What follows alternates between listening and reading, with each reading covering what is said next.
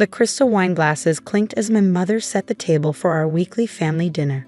Everything was perfect, as always, the sterling silver polished to a mirror shine, the fresh flowers arranged just so, the appearance of the perfect family carefully maintained. "Pass the salt, Rebecca," my brother Michael said, not bothering to look up from his phone.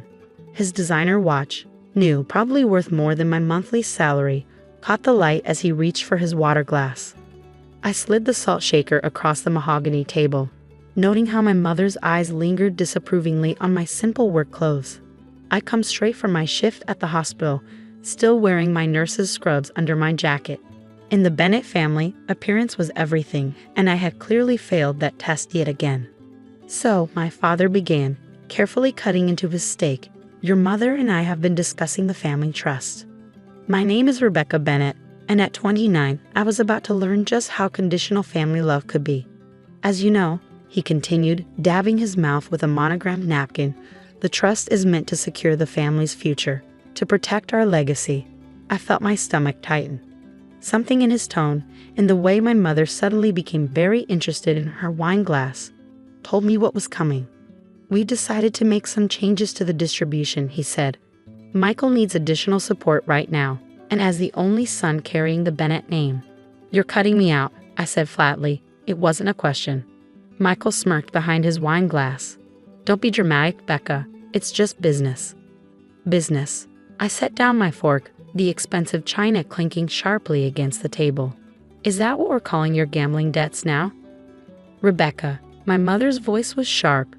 "That's quite enough. Your brother is going through a difficult time. He's gone through $3 million in 6 months. I couldn't keep the anger from my voice.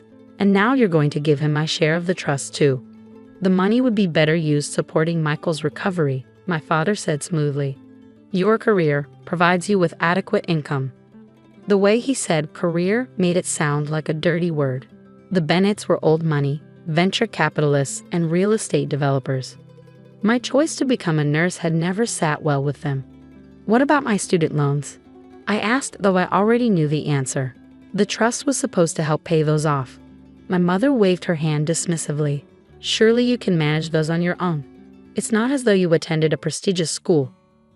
No, I hadn't gone to Harvard like Michael.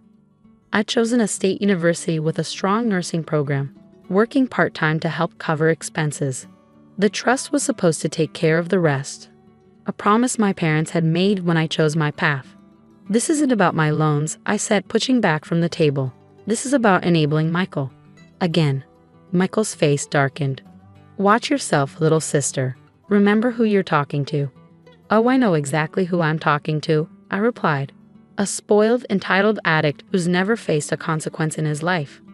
"That's enough." My father's fist came down on the table, making the crystal shiver.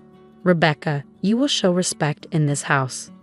I stood up, my chair scraping against the hardwood floor. "Respect? Like the respect you showed me when you promised to support my education? Or like the respect you show Michael by funding his destruction?" "You don't understand," my mother began, but I cut her off. "No, I understand perfectly. I've always understood. Michael gets endless chances, endless support, endless money to waste. And I get this." I gestured at the elegant dining room, the perfect facade hiding so many ugly truths. "Perhaps," my father said coldly, "if you had chosen a more suitable path." "More suitable?" I laughed bitterly. "You mean if I had followed the Bennett family plan? Gone into finance, married someone from your approved list, become another perfect piece in your perfect picture?" "Now you're just being childish," Michael sneered. "This is why you were never really one of us." His words hit harder than I wanted to admit. Because in a way, he was right. I had never quite fit into the Bennett mold. My mother's constant corrections of my posture, my speech, my choices. My father's thinly veiled disappointment whenever I chose compassion over competition. But what they didn't know, what none of them knew, was that I had recently discovered something that would shatter their carefully constructed image forever. It had started 3 weeks ago when I was helping Mrs. Chen, our elderly family housekeeper, clean out some old storage rooms. Behind a shelf of dusty financial records, we'd found a hidden safe. Mrs. Chen had looked at it with recognition, then fear. "Miss Rebecca," she'd whispered, "perhaps we should leave this alone." But I couldn't. That safe held secrets. Secrets my father had tried to bury. Secrets about where the Bennett fortune really came from, about deals made in darkness, about lives destroyed to build our family's legacy. Now, standing in that dining room watching my family discard me like an inconvenient truth, I thought about the USB drive hidden in my apartment, about the documents I'd photographed, the emails I'd recovered, the truth I'd uncovered. "You're right, Michael," I said quietly. "I'm not one of you, and thank God for that." I turned to leave, but my father's voice stopped me. "If you walk out that door, Rebecca, don't expect to be welcomed back." I looked back at them, my mother's perfect posture, my father's stern authority, Michael's smug satisfaction. The perfect family tableau, hiding so much rot beneath. "Don't worry," I said. "I won't be back, but you might want to check the news next week. I hear there's going to be an interesting story about the Bennett family's business practices." The color drained from my father's face. "What did you say?" But I was already walking away, my steps echoing through the marble foyer. Behind me, I could hear Michael's voice rising in panic, my mother's confused questions, my father's sharp commands. Let them panic, I thought. Let them wonder what I knew, what I had found, what I was planning to do with the truth. They had chosen to cut me out of their perfect family picture. Now they would learn just how dangerous an outsider could be. The morning after the family dinner, I woke up to 37 missed calls and a barrage of texts. My father's messages grew increasingly threatening, while my mother's alternated between guilt trips and attempts at manipulation.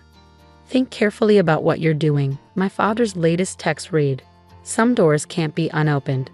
I made coffee in my small apartment kitchen, so different from the Bennett family mansion with its marble countertops and professional-grade appliances.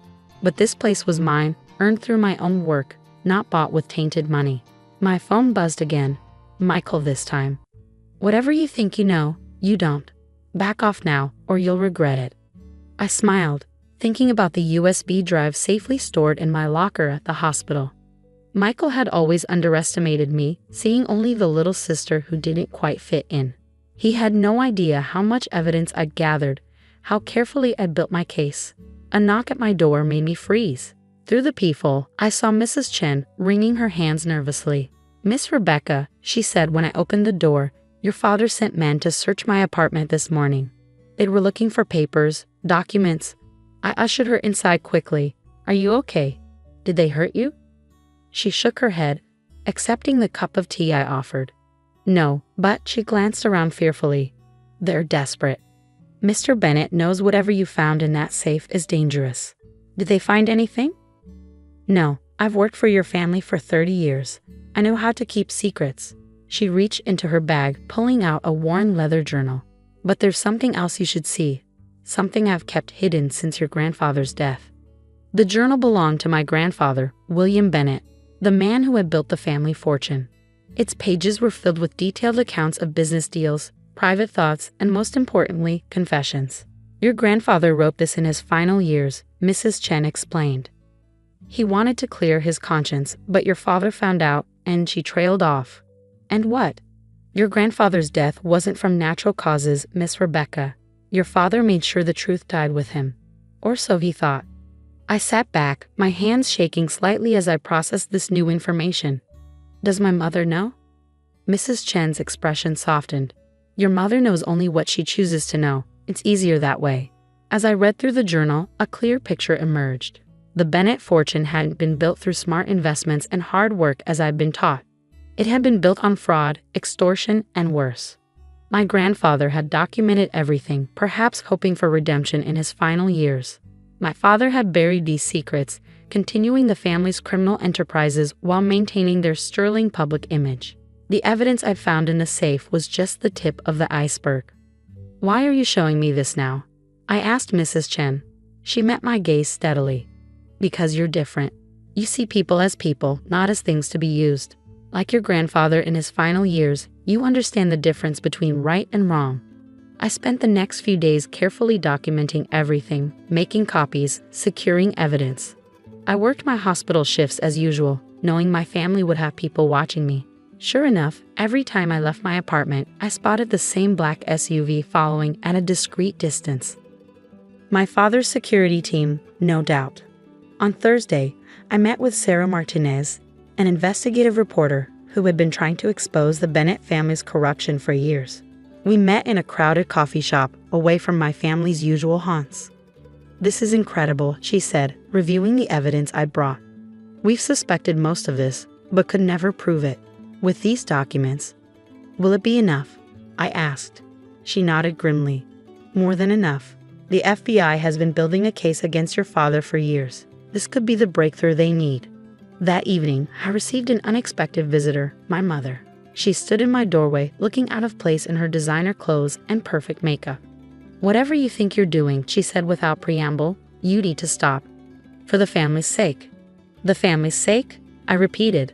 "Or for your sake? How long have you known about what Dad's been doing?" She flinched slightly. "Things aren't that simple, Rebecca. Your father does what he must to protect our position, our legacy." "Legacy?" I cut her off. "Is that what we're calling it now?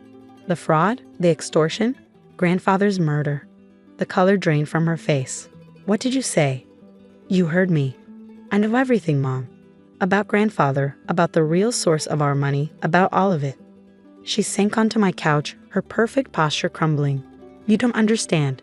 Your father, he can be dangerous when threatened." "Is that a warning or a threat?" She looked up at me, and for the first time, I saw real fear in her eyes. "Both? Please, Rebecca, don't do this."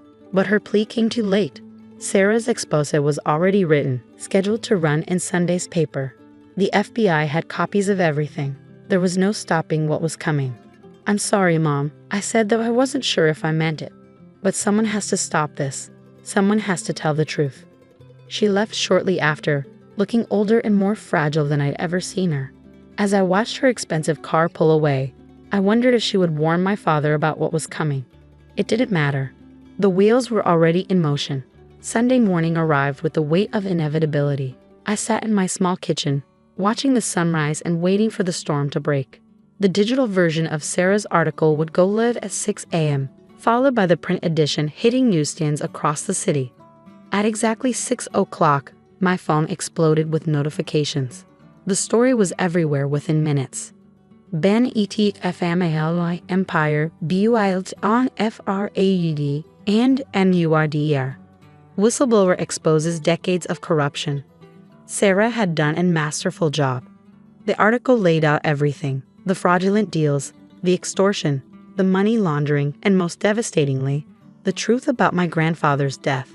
Every accusation was backed by documentation, every claim supported by evidence. At 6:15, my father called. "Do you have any idea what you've done?" His voice was deadly quiet. "I exposed the truth," I replied calmly. "Something Grandfather tried to do before you killed him." A sharp intake of breath. "You know nothing about your grandfather." "About what I had to do. To protect the family," I finished. "That's always been your excuse, hasn't it? Every crime, every betrayal, all justified in the name of family." "The FBI is here," he said after a moment. "They have a warrant." "I know. They have everything, Dad. All of it. The offshore accounts, the shell companies, the proof about Grandfather. It's over." He was quiet for so long I thought he'd hung up. "Then, your brother is asking for you. He's not handling this well." I thought about Michael probably watching his carefully constructed world crumble around him. Tell him his gambling debts are the least of his worries now. By noon, the Bennett family empire was in freefall. The FBI had raided our offices and the family home. My father and several top executives were in custody. Our company's stock had been suspended from trading after falling 60% in the first hour. Mrs. Chen called to tell me my mother had locked herself in her room, refusing to speak to anyone. Michael had disappeared, though his passport had already been flagged by authorities. I watched it all unfold from my apartment, feeling strangely detached. This was what justice looked like: messy, painful, but necessary. Around 3 p.m., I got another visitor, Detective James Morgan from the FBI's White-Collar Crime Division. "You've given us a strong case," he said, settling into my living room chair. "But we'll need your testimony to make it stick. Are you prepared for that?" I nodded. "I'll tell everything I know, about all of it." He studied me carefully. "It won't be easy. Your father has powerful friends. And testifying against family. They stopped being my family the moment they chose money over morality." I said firmly. "Besides, I owe it to Grandfather. he tried to make things right in the end. The next few months were a blur of depositions, court appearances, and media scrutiny. Michael was eventually found in Monaco and extradited back to face charges.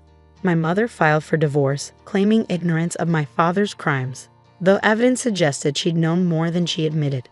The trial was a sensation. Every day, new details emerged about the Bennett family's corruption.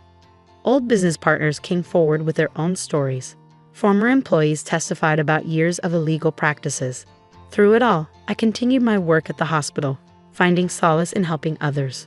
My colleagues supported me, creating a shield against the media attention and public scrutiny. 1 year after the article broke, I sat in the courtroom for my father's sentencing. He looked older, diminished in his prison jumpsuit. When given a chance to speak, he turned to face me. "I did everything for this family," he said. "Everything. You've destroyed your legacy, Rebecca. I hope it was worth it." I met his gaze steadily. "No, Dad. I saved our legacy. Grandfather would be proud." The judge sentenced him to 25 years. Michael got 15. The Bennett family empire was dismantled, its assets seized or sold off to repay victims. My mother moved to Europe, unable to face the scandal. She sends carefully worded emails occasionally, still trying to maintain appearances even in disgrace. Mrs. Chen stayed in touch, becoming more of a mother to me than my own ever was. "Your grandfather would be proud," she told me one evening. "You did what he couldn't. You chose truth over power." The Bennett fortune was gone, but something more valuable had been saved: my integrity, my conscience, the truth about who I really was. 2 years later, I stood at my grandfather's grave, placing fresh flowers beside his headstone. The journal he'd left behind, his final confession and attempt at redemption, sat in a safety deposit box, its truth finally told. "I did it, grandfather," I said softly. "I finished what you started." My phone buzzed. A message from the hospital about a patient needing care. Real work, honest work, the kind that actually helped people instead of exploiting them. As I walked away from the grave, I thought about legacy, not the kind built on money and power, but the kind built on truth and courage. The Bennett name might be tarnished forever, but I had found something more valuable: my own identity, my own path, my own kind of success. My father had been right about one thing: I was never really one of them. And that had turned out to be my greatest strength.